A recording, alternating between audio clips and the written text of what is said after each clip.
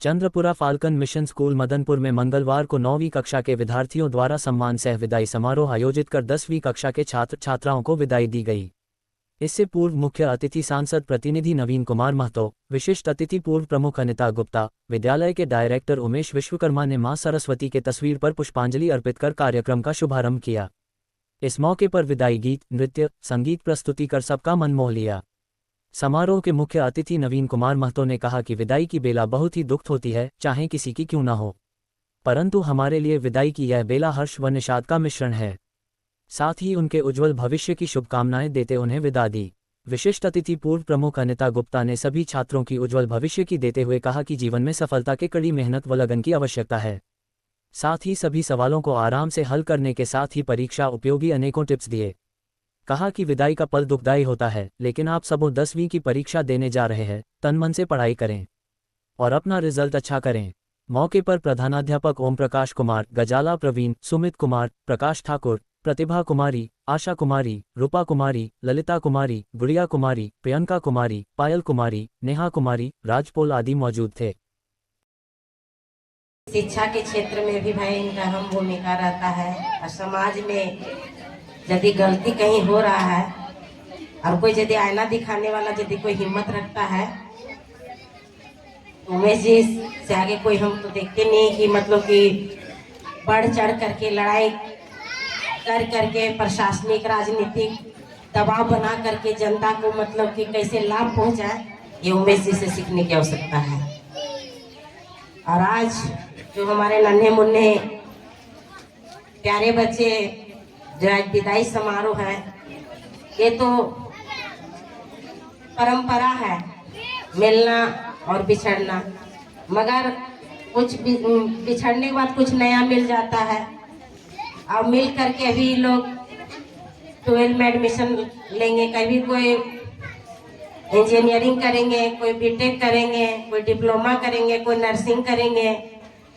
और इस तरह में से किन्हीं बच्चों को यदि नर्सिंग, बीटेक या डिप्लोमा करने ये तो निश्चित रूप से अनीता गुप्ता के नंबर में कॉल करना है और यथाशक्ति हम लोग मदद करने का प्रयास करेंगे। और ये बच्चे से यही कहना है कि आज जैसे उमेश जी बोले कि पूरब पश्चिम देखना है, उत्तर दक्षिण नहीं चलना है, तो निश्चित रूप से सही राह में चलना चाहिए, सही रास्ता अपनाना चाहिए। इस यही उम्र है, गलत और सही पहचान नहीं कर पाते हैं बच्चे। क्षण को अगर आपको महसूस करना हो तो पहले ईमानदार बनना पड़े।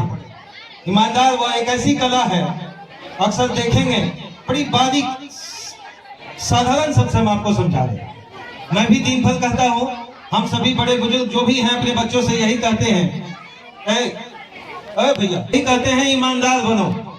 लेकिन ट्रेन के बोगी में अगर बगल में 10 रुपया गिरा हुआ हो तो अपने पैर से दबाकर हम कहते हैं अपने बच्चे को ईमानदार बनो। हम आपसे यही कहेंगे, एक मास्टर के कंधे पर जो आप छोड़ कर जाते हैं या दे कर जाते हैं, उसका नाम है समय।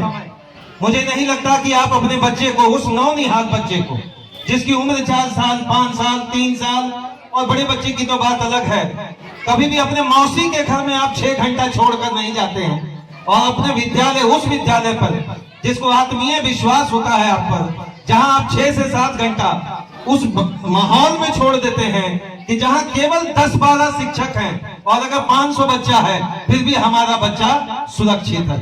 इसको बोलते हैं विश्वास। एक शिक्षक क्या करता है, क्या करता है, किस तरीके से अपने जीविकों को पालन करता है, ये किसी से छुपा नहीं है। मैं तो यही कहूंगा, फाल्कन मिशन स्कूल के प्रांगण में मैंने अपने तकरीबन 25 से 26 साल दिया और एयरफोर्स जैसी नौकरी और बीपीएससी जैसा बेहतर नौकरी छोड़ने के बावजूद भी आज टीचिंग प्रोफेशन में मैंने लंबा समय बिताया। बस यही जिद था कि अगर जो हम बन नहीं पाए उन्हें हमें बनाना। किसी कर्मों में कहा जाता है कि गांव में एक कुआं था नवीन जी, उस कुएं का मालिक को लगा कि हमको कुआं बेच देना, वो कुआं बेच दिए, लेकिन गलती से वो कुआं एक मास्टर साहब को बेच दिया। मास्टर साहब दूसरे दिन गए पानी लाने, तो कुआं का जो मालिक वो बोल रहे हैं, श्रीमान हमने केवल कुआं बेचा था, मेरी बात ध्यान से सुनेंगे। श्रीमान, हमने केवल कुआं बेचा था, पानी नहीं बेचा था, इसलिए हम आप पर केस करते हैं। थोड़ा समय अनुरोध पूर्वक बात रखते रहे वो शिक्षक। उन्होंने अंततः उसी कानून का सहारा लिया और कहा कि जिस केस में ड्राफ्टिंग किया उन्होंने वो यही कहा कि श्रीमान, मेरा कुआं यहीं रहेगा, आप अपनी पानी यहां से ले जाएं। यह वही शिक्षक है जो आप जिस जगह पर हैं वही एक नया कर्णधार भूमि निभा सकता है। ताली बजाइए, अच्छा लगेगा।